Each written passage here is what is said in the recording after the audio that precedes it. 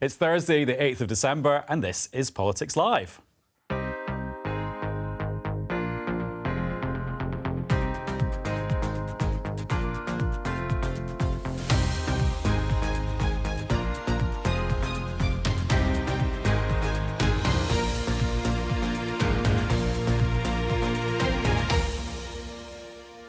Joining me today, Conservative MP Robin Walker, Labour peer and Shadow Minister Jenny Chapman, former First Minister of Northern Ireland Arlene Foster, and columnist George Monbiot.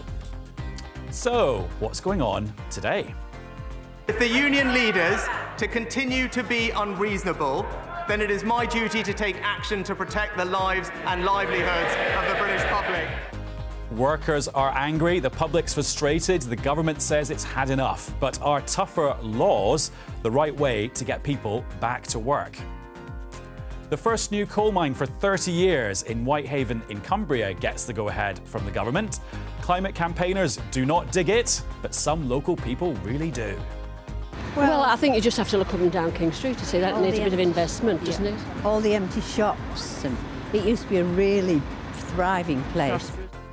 Meanwhile, a blood-curdling warning about the threat to nature from the boss of the UN. Humanity has become a weapon of mass extinction. We are treating nature like a toilet. And is this zinger the conclusive proof that Keir Starmer is much more ruthless than you first thought? His backbenchers threatened him. And as always, the blancmange Prime Minister wobbled.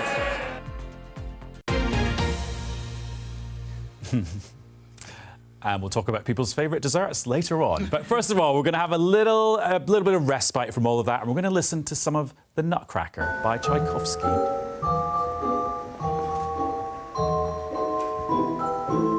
Now, that's not because our regular teacher, Joe Coburn, is off and I'm the supply teacher and we're watching a video today. It's because the Ukrainian culture minister has written a piece in The Guardian where he says that arts institutions in Ukraine's allies should pause performances by Russian composers like Tchaikovsky. And that would keep Vladimir Putin on his toes. Little ballet reference there. So, basically, it's a cultural boycott he's proposing. Jenny, will you be ripping up your tickets for The Nutcracker? Well, I think I could actually personally live without Tchaikovsky probably for the rest of my life, but that might say more about me and my lack of cultural education. But, I mean, there is a serious point here about sporting events and about culture, and the Labour Party feels that actually we should be excluding Russia from significant sporting events because the fact is that Putin, glorifies in these moments and uses them to enhance his standing in Russia and on the world stage, and we should not be allowing them that opportunity. Sad as it is for those who would like to compete, sometimes, you do need to take these battles into those arenas too. But Robin, does it really make a difference? I don't think banning Tchaikovsky would. I mean, I think there's a question about what you can do which has leverage on the Russian regime, in the current Russian regime. I think it's absolutely fair enough to look at things that do that. I think we've got to remember that some of the culture from previous Russian regimes, I think, has nothing to do with that. And so in that respect, I think it will probably be going too far to say that we should be boycotting Tchaikovsky. I have a 4-year-old daughter who's very passionate about ballet. And so she's only ever seen it on YouTube so far. Yeah. But actually, I think it's good to have that breadth of culture available to children and young and old alike. I do think, though, there's a serious point about how we can make sure that Russia feels its international isolation, and it's absolutely right that we should be pushing on sanctions. We should be looking at modern-day sporting events and other fora in which we should absolutely be making sure they feel the pressure. But Arlene, I mean, where would this stop, though? I mean, what if you're planning to read War and Peace over the Christmas holidays? Like, should we not be doing that? Well, that's what you're getting at. I don't agree with cutting out Russian culture from society. I mean, I think that would be wrong. And I think it's wrong not only for us here in the UK, but for all of those people who live in Russia under this regime. I've always said it's the ordinary people of Russia who are suffering. It's the ordinary people of Ukraine who are suffering. And our answer should not be, we're going to cut off your culture. I think there are other ways in which we need to, as you say, Robin, isolate the Russian regime, but cutting off culture is not the way. George, I reckon you've probably done a few boycotts in your life. Do they actually work? And if you think back to something that you didn't do a few years ago, did it make any difference? Well, some economic boycotts can work, but cultural boycotts, I mean, it's too ridiculous. Look, our argument is with Putin, it's with his illegal war of aggression. It's not with Tchaikovsky, it is not with Tolstoy. And you demean and devalue the crucial cause of Ukrainian sovereignty by spreading the net in this way. I mean, it always gets ridiculous. You know, you think of the renaming of German shepherds as Alsatians in the First World War, or in the Second World War in the US, they started calling sauerkraut liberty cabbage, and check this, German measles, liberty measles. Yeah. Whoa, I got liberty measles, hooray! Yeah. I mean, we've all been seeing kind of the funny side of this, and I'm as much to blame for that too. But there is a serious point, which is that the Ukrainian culture minister is making, is that Putin is trying to erase Ukrainian culture in Russia. So actually, this is a battlefield now. It's not just jokes about really. But you don't go lower then. If somebody is going low and attacking your culture, you don't say, well, in retaliation, I'm going to cut off your culture. I think that is the wrong way to go, and we should be bigger than that. But there are other ways in which we can isolate Putin, and we should be certainly looking at that. And we should still be talking about the war in Ukraine, because sometimes I think people get a bit frustrated and fed up listening about the war in Ukraine. The fact is, it's still going on. And it needs to be at the forefront of everybody's minds, particularly at this time of the year when it's so very cold. Yeah, I feel I should maybe look at some Ukrainian ballets on YouTube. Maybe your daughter can send me some links. Right, OK, let's look at the front pages of today's papers, and they're all dominated by the strikes, because it looks like there will be at least one strike in a sector of the economy every day until Christmas. Let's see how the papers have been treating this. First of all, we can look at the Daily Mail. They're saying it's beginning to look a lot like an Xmas general strike. In other words, all these strikes are kind of merging into one. The Times is focusing on a new strike that we heard about last night, which is border force staff at Britain's airports who are not going to go to work around about Christmas, which could affect people who are trying to get away on a break or going to see their families. And the Daily Telegraph has gone with the angle about the military being asked to come in and fill the gaps, and some of the military personnel not being happy because it means that they miss their Christmases. But then The Sun, their political editor Harry Cole, has zoomed in on the government response with this headline saying PM will ban ambulance drivers and firefighters from striking under, quote, tough new laws. That's a reference to this idea that's been around for a while, that you could put in law kind of minimum levels of service that have to be provided, and people on strike would not be able to go below that level. And it looks like the government is thinking about extending that to some other places. Previously, they'd only talked about doing that in the transport sector. Now, Robin, there are so many strikes. The list is actually quite extraordinary when you see it all written down in one place. The idea of legislating for minimum levels of service, isn't that kind of like reinforcing the stable door after all the horses have bolted? Well, I think, first of all, no one wants to see these strikes go ahead. I think it's important that there are negotiations and there are attempts to reach agreement on these things.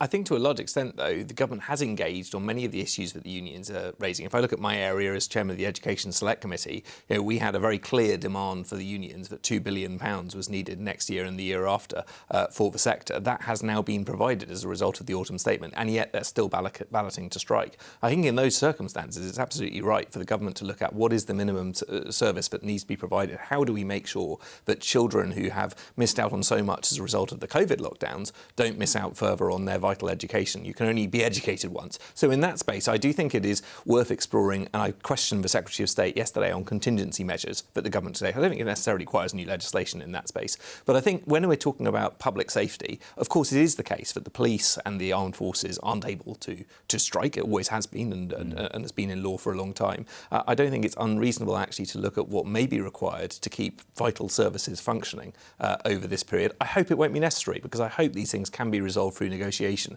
And I would always urge colleagues in government to engage first and seek to avoid strikes. You bring up the teachers. Teachers in Scotland are on strike today. You mentioned the ballot for teachers elsewhere. Do you think when the government's looking at this idea of legislation for minimum service levels, schools should be in there too? It shouldn't just be transport, ambulances, firefighters? firefighters? Well, I think we need to look at how we keep schools open. I think it's absolutely vital. It's something my predecessor as chair of the Select Committee sort of wanted to make sure that there were tougher laws against schools ever being closed again after the lessons of what we saw during COVID. I think he had a very good point in that. And even having been on the receiving end of it as a minister, I felt he had a fair point. Just to be clear, you would advise ministers consider... I don't think legislation is necessarily the solution to this. I think proper contingency planning, working with schools to make sure that they can have the core staff in place to enable children to be able to continue to come in is probably sufficient in that space. But of course, what we do need to make sure is recognise what are vital public services and how can we keep them going. OK. George?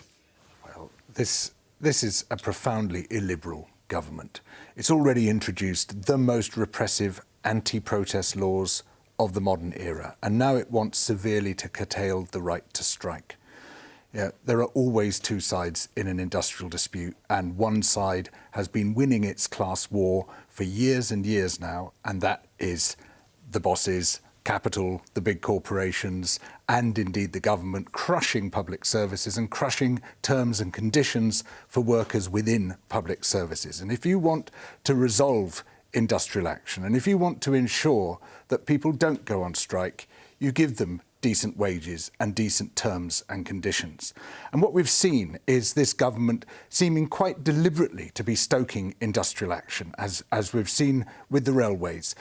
It introduced the idea of driver-only trains at the last minute, almost as if it were trying to spike any resolution of that action. It thrives on chaos, it thrives on dysfunction, it wants to be seen performatively to be beating up its class enemies. And while that might play well with some of its base and some of its right-wing backbenchers, it's a disaster for the country. Robin, how do you reply to that claim? I simply don't recognise that picture. If we look at public sector workers, they tend to be better paid than their equivalents in the private sector. We have terms and conditions which are negotiated with the unions. I was talking only yesterday to representatives of the National Education Union about the wellbeing strategy which the Department of Education have put in place in consultation with them. So Robin, I think that's a very misleading picture that's being painted, particularly when it comes to our public services. How do you explain the Transport Secretary's refusal to answer the question of whether they deliberately introduced this issue of driver-only trains in order to derail, so to speak, driver-only trains have been something which has been in technology over a very long period of time. They came into place on the DLR under the last Labour government. So why was it thrown in at the last moment? I don't think it was. I think this is something which has been a very long time coming in the transport sector. I think in that case you're talking about something which is entirely different, in that you're talking about workers who are working for private sector companies who are negotiating with their employers. They derailed the negotiations which would have brought this industrial action to an end. I'm not cited on that detail, but what I would say is that I think government needs to negotiate. Right, you two are helping the programme's timetable slipping. So, Jenny, if these minimum service levels are legislated for, would the Labour government unwrap them on the first day in office? But they're not going to do anything to help this situation. The government's incompetent. It has deliberately caused this problem. Knowingly, over the summer, the then Transport Secretary decided... Well, no, the negotiations are between the train companies and the staff. He decided it was really good politics for the Tory party to make this situation worse. He deliberately went out and aggravated it to get to where we are now. Now we've got to where we are. The new Transport Secretary admitted yesterday morning that actually this legislation isn't going to do anything to solve the problems that we're facing now, that are causing massive disruption and heartache for a lot of families who really wanted to be together this Christmas. Okay, so that's a critique of the government and the current situation. The situation is you've got to negotiate. It's wrong that the Health Secretary didn't sit down with the nurses' unions on day one and say, where do we go from here? You know, the strikes are a symptom of something that's been going very badly wrong for many, many years. And this most recent incarnation of the Tory party is probably the most incompetent and provocative we've had, and they have made it worse. You are never going to get Robin is obviously shaking his head at that. Robin's had a lot to say, but actually, I think in his heart of hearts, Robin knows this government is not functioning and is making this worse. And we're not going to get any solution to this by this kind of grandstanding, we're going to pass a law. Have you not noticed the shortages that there already are in the health service? the low numbers of people coming in to become teachers. You know, what is going to happen if you put these kind of draconian rules in place? You're going to make that worse as well. The services are going to suffer. And in the end, it'll be kids and people who need treatment in our hospitals that pay the price for this. So Labour have said they would repeal some previous trade union legislation introduced by the government, but you're not saying what you would do with this minimum. It doesn't work. Right. You know, you remember that under a Labour government for 13 years, we didn't have these strikes. It just didn't happen. Because we didn't have inflation at 11%. No, but inflation at 11% is not caused by postmen getting a pay rise, is it? You know, we didn't have this. And the reason we didn't, and it's not that there weren't problems, it's not that those trade unions thought that the Blair government was great at every step of the way. Believe me, they did not. There were issues. But they've talked about it. There was negotiation. You had a government that saw it as its job to keep these services going and to keep the schools open and to keep people getting treated in the hospitals. What we saw the last time we saw these kinds of inflationary pressures in the 1970s is a Conservative government that had difficulties with strikes, and then a Labour government that had much greater difficulties with strikes. Sake. So people need to realise that the kind of pressures that we're seeing would not necessarily go away, vanish magically overnight under a Labour government. In many respects, they might intensify. But so it is important that government has the tools at its disposal to keep public services running. You know that. I know you know this. Your party has caused this situation. Look at where mortgage rates are. Look at the cost of living. Look at what's happened to pay. OK, well, you know what? Let's get Arlene to look at that, because you're out of office now. You also had to deal with some disputes when you were in office. Now Just a few. Yeah, now you've got... Well, I was going to say particularly Labour disputes, and there's plenty of others as well. Yeah. Now that you've got a bit more of a distance from all of this and a bit more of a bird's eye view, I mean, what's the answer? It's interesting to hear George talk about grandstanding from the government. I see grandstanding from both sides, actually, because Mick Lynch, for example, promised that there wouldn't be, from the RMT, that they would not interfere with Christmas. And now we're reading all of these stories about people who can't be with their family at Christmas. And don't forget, there are many families that are separated, children living with their mums, they're going to see their dads at Christmas and what have you. That's not going to happen now because this is all come about. So, you know, there's a real imperative to sort this out for ordinary people, actually. And instead of the grandstanding on both sides, and that is what I'm saying from both sides, there's a real need to get down and get it sorted. And George, you said there's two sides in this. There's the bosses and the capitalists, and then there's the poor workers. Isn't there a third side, which is actually the people that need to fly off to see their family or get the train to work? Don't they have rights to do that too? Well, they do. We've all got rights to good services, but our public services have been undermined systematically now for a very long time, well, for 12 years to be precise, and they are suffering grievously, and the workers are suffering on those services, customers... People aren't suffering a bad train service because of cuts. They're suffering a bad train service because the trains aren't running because of the strike. No, actually, people are suffering a bad train service. In addition to that, yes. Then, yeah, OK.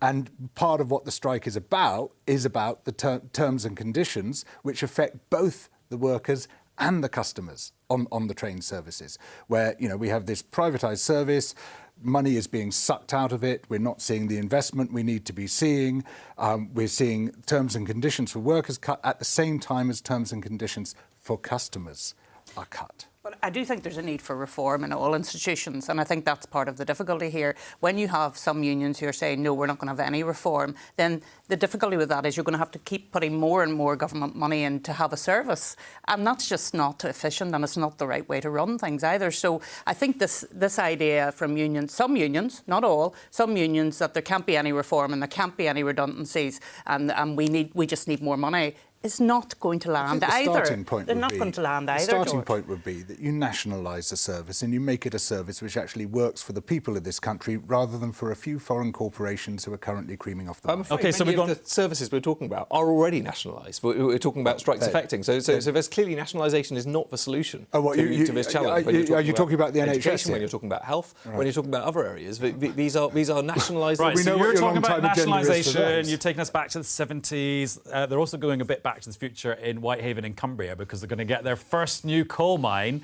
in more than 3 decades. Now, it's not a coal mine to dig coal out the ground to then put in a power station or someone's fire. It's what's called coking coal, so it's to use in the metals industry. And it's been incredibly controversial because Michael Gove finally approved it last night as the Levelling Up Secretary. He's kind of like the final bit of the planning process, and this decision had been delayed loads and loads and loads of times. You can see it's made the front page of The Guardian. The way they described it is that's Michael Gove ignoring climate warnings to approve this first coal mine in 30 years. George, what do you reckon? It's so crazy. I mean, here we are, just come out of the climate summit in Egypt, which was a disaster because it did not lead to leaving fossil fuels in the ground, which is the one thing we have to do. This coal mine is providing coking coal for the steel industry, which does not want it. We have British Steel, we have individual steel manufacturers saying there's going to be no market for this here because it's high sulphur, and in fact, steel manufacturers are now moving over to electric arc, which doesn't require coal burning at all. On the jobs issue, well, you know, if you want to create jobs, get our homes insulated. There's a desperate need for that, and I'm sure many people on this cold day are feeling it right now. You know, we could generate huge amounts of jobs because insulation is high labour, low capital, whereas this coal mining is high capital, low labour. You know, it won't employ many people. In fact, it probably won't employ anyone at all because by the time it's ready to start producing coal, it will be a stranded asset.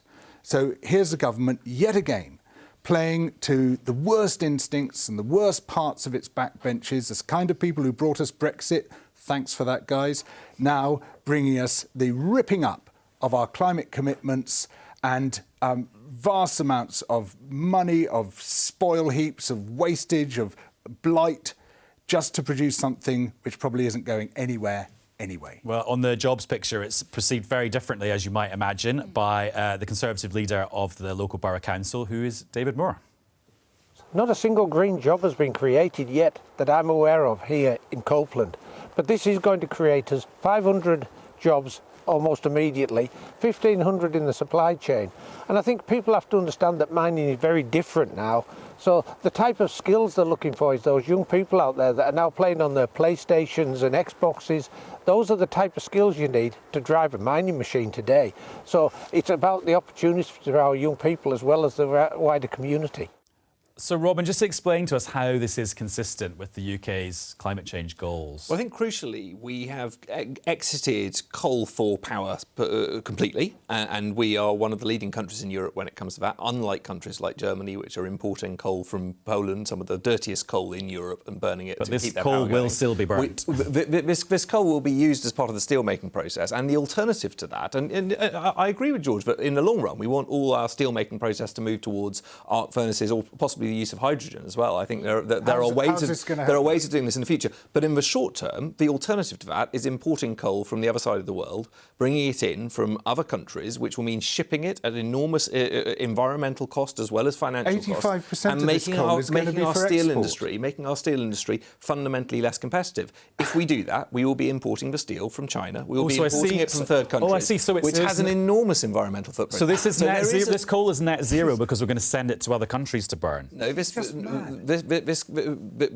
coal can reduce the overall environmental footprint of our steel industry by not relying on more expensive and more environmentally expensive imports from elsewhere. This coal is going to be exported, Robin. You're just talking rubbish. This coal is not for the domestic market. Even in the plans for this mine, 83% of the coal is going to be exported. But there is demand so even for if it there from were the UK any basis for this argument you're making at all, which there isn't, because the transport aspect of coal is tiny by comparison to the fossil fuels produced by burning it. Even if there were, it is still false because this coal is for export. Why are you telling us this rubbish? The coal will be burnt whether or not we produce it or whether other countries produce it. What it means is that the European market can actually rely on this rather than shipping the stuff from around the world. Well, no one in Europe wants it either. It's too high sulphur for Europe. You can't sell it in Europe. It's going to go outside of Europe. And the reality of the approach which is being suggested by people like George is that it will result in more steel being imported from higher polluting countries on the far side of the world. I don't think that's the solution. I think we need to maintain our domestic steel industry,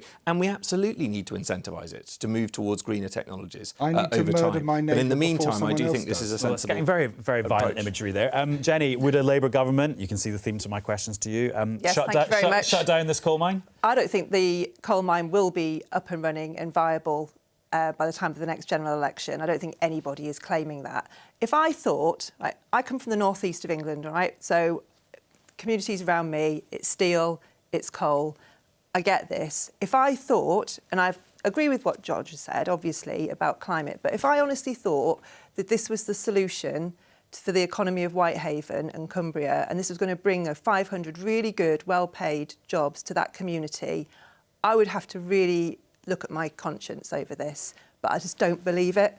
I just don't believe it. Because if you look at what's happening in steel and any other industry, the need for coal is going down and down and down. So why aren't we saying to Cumbria, you can have your modular reactor, so we're reinvesting in nuclear for them. Why aren't we saying we want to invest in hydrogen, in battery, energy storage? Why aren't we investing in those jobs? Because that council leader, he's welcoming that mine because he's got one job, and that's to look after that community. And he says, not a single green job. Right, so I want to be able to say to him, you're not going to get these green jobs in this sort of airy-fairy, 10 years' time, we might find you some lovely jobs in wind power. We need to be able to say to him, you're going to get these jobs in this community, it's going to employ this people. We're going to work with your universities and your colleges and your schools to make sure your local population are the people who are going to get the benefit of these jobs. And you need to work together and get that plan delivered. Because this mine, this is not going to be the solution for West Cumbria. I don't think anybody believes it is. And if I thought it was, I might take a different view of this. But those jobs are not what they're being sold as today. So if it's not up and running by the next time there's a Labour government, then you stop it being built, or what will be there in 2 years' time? I don't think anyone's saying they're going to be taking coal out the ground. There's going to be a market for it. There's going to be hundreds of jobs dependent on that activity. If that was the situation, obviously we'd have to look at it. But that's not what anyone's claiming. But the reason why Labour used to represent these communities and now they don't any longer, and Conservatives are being elected there, is because Labour didn't deliver those jobs. Because there was a promise of levelling up from the Tory party. Where is it? Where are those bus routes? Where's those train services? Well, you know what? Let's park that, if you pardon the bus I live in the North East, and I know exactly what was said in that election, and I know exactly what the Labour Party was offering at the time as well. Let's press pause on that discussion, because I want to keep it focused on the environment and green issues. Okay. Because if you loved COP27, as George was referring to the climate change conference a minute ago, you're going to love COP15, which is happening in Canada right now, and it's kind of like the little brother or sister or, I don't know, shorter twin of the climate change conference, and it's about biodiversity. And it got started yesterday with this quite worrying warning from the UN Secretary-General, Antonio Guterres. Ecosystems have become playthings of profit. With our bottomless appetite for unchecked and unequal economic growth, humanity has become a weapon of mass extinction. We are treating nature like a toilet, and ultimately we are committing suicide by proxy. Right, some very powerful images. Let's speak now to our climate change editor, Justin Rolat, who joins us down the line. Hi, Justin. Hiya, hiya. Biodiversity, to me, it's a bit of a jargon word. What actually is it, and how does it fit into just the whole kind of climate crisis thing? I'm not sure that I buy that biodiversity is so complicated. Biodiversity just means the range of species on Earth, be they animals, plants, fungi, microorganisms, bacteria. It's life on Earth. It's as simple as that. It really isn't very complicated. There is a crisis in biodiversity. We know that. You can see the decline of wild populations of vertebrate animals, for example, are down almost 70% since 1970. So catastrophic decline. The UN estimates about 1 million species are at risk of extinction.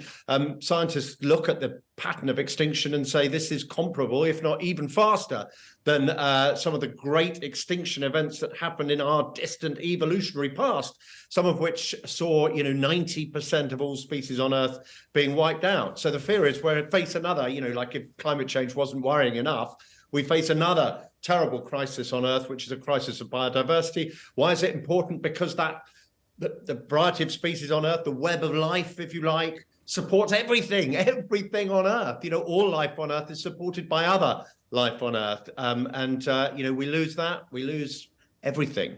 We lose the clean air, clean water. We lose, what it is to have a living Earth. So it could not be more important. It really couldn't. Justin, thank you very much for telling me off. I'm going to compliment your very on-brand green kitchen tiles in return. We haven't got the central... I just want to explain. I'm wearing a fleece because we haven't turned our heating on. In true, living the story, fashion, we still haven't got our heating on, so it's a little bit chilly in our house. Very Newsnight, circa 2008. In terms of trade-offs and action that's required, I mean, what should we as citizens be doing less of or more of to help solve the biodiversity crisis? What should we be doing as citizens? We should be more careful about what we buy and where it comes from. But I mean, what is happening in Montreal is an attempt to get the nations of the world, the countries of the world together. 196 countries are represented. I mean, we talk down these these big international meetings, but they are quite extraordinary examples of kind of humanity coming together to solve these really tricky problems. They aren't always as ambitious as we hope. That was certainly true of COP27, but they are like a step in the right direction. We really shouldn't undermine them. It's an extraordinary thing that's happening. So 196 countries coming together to try and agree a series of targets. It's much more complicated than climate change, which is complicated enough. They've got 4 key goals and then a series of, I think it's 23 separate targets. But the bottom line is this: what they're trying to do is halt and reverse the loss of biodiversity by 2030, which is hugely ambitious. There's a new phrase, a bit like net zero. They talk about nature positive,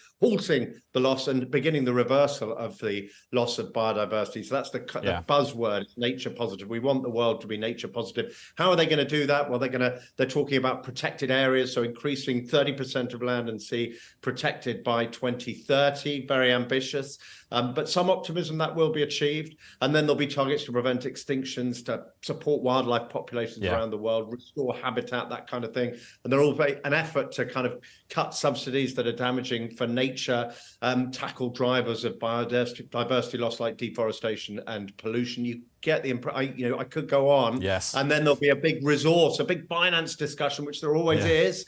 How is the developed world going to help the developing world? Which are the kind of, if you like, the remaining biodiversity superpowers, if you like? How do they get the resources they need to protect these areas and support biodiversity? Huge, complex negotiations. But look, there is some optimism that we may come to an agreement. There's a kind of constellation of forces, unique moment that means that it might actually be a really significant decision coming out of Montreal. Justin, thank you very much, and thank you to your scarf as well. Arlene, I mean, as a politician, you can probably get people to care about green jobs. It must be quite hard to get people to care about plants and animals in countries they might never go to. Well, you know what, I'm going to agree with you and not agree with Justin. I think biodiversity is a word that's not really understood by children, by young people, the importance of it, the need to have biodiversity in nature. And therefore, I think we do need to break down some of our language sometimes, because we're talking here in the studio, we know what biodiversity is, but it's about time that we try to help other people understand that. And for me, it's about getting out into nature to understanding why it's important to have all of those different species, and indeed planting more trees. So if I can go back to something which I really think was a fabulous initiative, the Queen's Green Canopy, encouraging people to plant more trees. So it's local actions for me in biodiversity. That's what's important. And I think organisations and leadership that was given by the royal family, and indeed by uniformed organisations like the Guides and Scouts, getting out into nature, getting into understanding it is really, really important. Yeah, George, I mean, we love the natural world in this country, but have you been able to link that to a challenge called biodiversity loss? There's a real disconnect, a real failure. I mean, if you look at National Trust, RSPB, Wildlife Trust, they've got 8 million members between them, and yet this is one of the most nature-depleted countries on Earth. On paper, we've got 28% of our land protected, but a scientific study shows that only 5% of it reaches the international standard of protected areas. At sea, you've got these vast marine protected areas, but they're just lines on a map, and trawlers can go straight through and rip them all apart. And so we like to tell ourselves that we're a nation of nature lovers, and we like to tick all the boxes, but actually when it comes to it, we are just not protecting our own wildlife and our own ecosystems. And we can't do this by ourselves. It is important to do all the things that Arlene is talking about, but those are really tiny by comparison to what governments can and should be doing.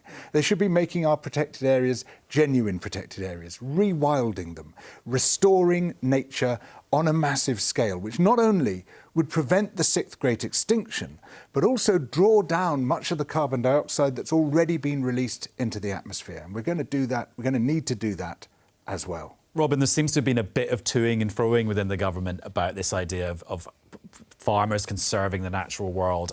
Is the government doing enough, or have they kind of put all the focus on climate change and ignored this bit? No, I think this is an important priority for the government. I think we have targets in law to reduce nature depletion and start improving the recovery of nature. I think that is an important start. But actually, I don't disagree with George in terms of thinking we can go further, particularly on marine protected zones. I think it's important that we do that. It's important we look at recovering, for instance, peatlands, which both in England and Northern Ireland, there are opportunities to do that, which are huge carbon source. I also think when it comes to farming policy, there's always a difficult balance to strike between incentivising food production and looking at food security, which particularly in the current environment is important, but also in protecting the environment. And I've been lobbying ministers on behalf of my local wildlife trust to talk more about the ELM scheme to make sure that we have an incentive to provide hedgerows, which are a really valuable natural habitat. Ministers are listening, and I hope they are acting. I'm not responsible for policy in that space, but I think it is really important. I think the other part, and where I'd agree with Arlene, is I think biodiversity can seem quite a sort of weird scientific term. Children do understand nature and they want to engage in nature. And one of the great things we've seen in our schools over the last 20 years has been the emergence of the forest schools movement and getting children outside, engaging with that. One of the things I was really pleased to do whilst I was at the Department for Education was approve a new GCSE in natural history. I think that fills a really important gap between that primary school stage and where we have A-level environmental studies and so on and so forth. It allows children to continue to engage with nature, take part in field studies and get a better understanding of biodiversity and the importance of that. So this is an important agenda. It's one that we need to lean into internationally. And I think the UK can actually be a force for good in this respect. One of my favourite memories of working on the Daily Politics, the predecessor of this programme, was doing a quiz with Liz Truss when she was Environment Secretary about identifying various leaves. She got every single one right. I remember that. So she did have some skills. Right, OK, let's talk about something that's going on in the Labour Party. Labour Party. Yeah, don't bring up that lettuce again. There was no brassicas in that quiz. Right, is the lettuce a brassica? No, it's not. Yeah, OK, no. thank you. Right, OK. Let's talk about something that's going on in the Labour Party at the moment. They're selecting their candidates that we'll all be kind of looking at in the next election and deciding whether to vote for them or not. But there have been some complaints from some on the left that they are being excluded from that process or not being treated very fairly. And I think that's interesting for a couple of reasons. One, it affects who you're presented with at the ballot box at the next election. But also some people are saying it reveals something about Keir Starmer's leadership. Somebody who cares about this is Andrew Fisher, who was policy chief for the previous Labour leader, Jeremy Corbyn. And he's here now. Hi, Andrew. Hi. Right, what is your concern about what's going on in this process? And just make it easy for us outsiders to understand, if you could. Sure. So right across the party, as you said, local parties are supposed to be selecting their candidates. But what we found right across the country is that candidates who are perceived to be on the left are being blocked by the Labour Party centrally and not allowed to be put on a ballot before members. And this is not really the kind of pluralistic democratic party that Labour should be and claims to be. It also goes against what Keir Starmer promised in 2020 when he was running to be Labour leader, in that he said he'd make these elections more democratic and that it was local parties who should choose. And yet time after time we've seen left candidates blocked on completely spurious grounds. One for liking a tweet by a Green MP, one for liking a tweet by the First Minister of Scotland when she said she had a negative COVID test. Really sort of trumped up charges, and the same scrutiny isn't being put on candidates who are perceived to be more on the right of the party. What? So that was the only reason that one person got rejected was because they liked it? It was certainly given as one of the reasons. I think one of the reasons. So there could have been other things. So one of the others, and this person, as it happens, Lauren Townsend in Milton Keynes, has spoken about this herself. So I'll talk about that. She also tweeted something critical of Keir Starmer, disagreeing with him on a policy issue, which of course is fine. Lots of Labour MPs disagree with Keir Starmer on various policy issues. Many of Jenny's colleagues were briefing the press on Sunday in the House of Lords that they didn't want the House of Lords to be abolished, and they thought Keir Starmer was wrong on that. So, we've always welcomed debate within the Labour Party, and what we seem to be having now is a closing down of that debate, especially if it's from people on the left. Does this really matter to British democracy, or is this just an internal Labour issue? I think it really does matter to British democracy, because actually you don't get the best candidates if they haven't been subject to the most rigorous process. And actually local people know who is good and who is bad. The best test of who's a good candidate, who's got some skeletons in their closet, is letting local members choose who they want to represent them. They're going to pick the best candidate to win that election. You know, I've voted for people on different wings of the party over the years as a Labour Party member, not just along kind of factional lines or whatever else. It's really important that actually Labour Party gets the best candidates possible in order to scrutinise legislation in the future. And there are some really talented people on the left who unfortunately have been cut out during this process, and it's done Labour damage. You know, we've seen in Stroud, for example, is another one where the leader of the council, the Labour leader of the council, was blocked from standing, saying she wasn't, you know, didn't pass due diligence. This is somebody who's been leading a Labour council with a far more responsibility and powers than a backbench MP would have. And yet they're told they're not fit enough to be an MP. What does that tell the local electors who have, you know, elected this person several times and elected a Labour council? It's ridiculous. OK, Jenny, you were a political secretary. I can't remember what the job title was for when you worked with Keir Starmer. Political secretary. Yeah, so this was totally in your wheelhouse. This thing that's happening now, is that a Starmer-directed process? It's not Starmer-directed, but Keir Starmer is a strong leader. You know, compare him to Rishi Sunak, who's wobbling all over the shop and got called blancmange yesterday. Actually, Keir is a killer jibe, but anyway. Well, you know, it's quite apt, I think. But Keir is a strong leader, and he does want the very best candidates to represent the Labour Party and their communities at the next general election. And I make absolutely no apologies for it. With the, you know, best will in the world with Andrew, you know, we tried it his way between 2015 and 2019, and look what happened. You know, absolute disaster. So, yes, Keir is, you know, there is more grip on this process. Yes, there is. And I think you're seeing some really strong candidates coming through. And I think the next parliamentary Labour Party is going to be an incredibly strong group of people because there is this rigour to the process. I'm very proud of it. I think it's good. Okay. And, you know, I think this is a serious process. Sure. You need... And you've got to have these kind of this rigorous approach to it. You know, letting it go on the way that happened previously, it was just catastrophic. Let's put that to Andrew. Is this a more ruthless Keir Starmer that you and your pals are the victim of? Definitely is a more ruthless one. And when Jenny says there's more grip, that grip is firmly around the throat of the left. And we've seen that time and again. Sake, but if we look at Jenny Chapman when she was in charge of that, look at what happened in Hartlepool. Yeah. She picked Paul Williams on a long list of one. That was what the party had to choose from. And how did he do? He lost. He also lost having, you know, just after he was selected from that long list of one, misogynistic tweets came out that many of Jenny's colleagues or former colleagues... Andrew, I'm going to stop you there because this is now maybe getting a little bit too granular, even for our very well-informed viewers. Absolutely true. Andrew, you stop there, Jenny, very quickly. The reason all of that happened is because Keir Starmer said that he did not want people in the Parliamentary Labour Party who'd been found to have behaved in a way that, sadly, the former candidate in that seat had, who was chosen under the process that Andrew is supporting. You know what, guys, let's zoom. This is getting too much even for me. Keir is a very strong leader, and I make no apologies for that. Andrew, thank you very much. Jenny, thank you for trying to clear all that up. Arlene, what is the right balance between, as a leader, between ruthless and kind of nice? Well, to try to be in the middle. I think it is important. Which the DUP were famous for. Which we are famous for. You're absolutely right. People stop me in the street and say that to me all the time. I think what is important is that local people feel that they have ownership of their representative, and to do that you have to have some local input. There's no doubt about that in terms of selecting people. But you also have to have people who you can go with a slate to the country and say this is going to be, as Jenny hopes to do, this is your new government, this is the next government. And to do that, you have to have trust in them from the leadership down. And so I understand it from both sides, but I do think there has to absolutely be local input into selecting candidates, because that's what's needed. George?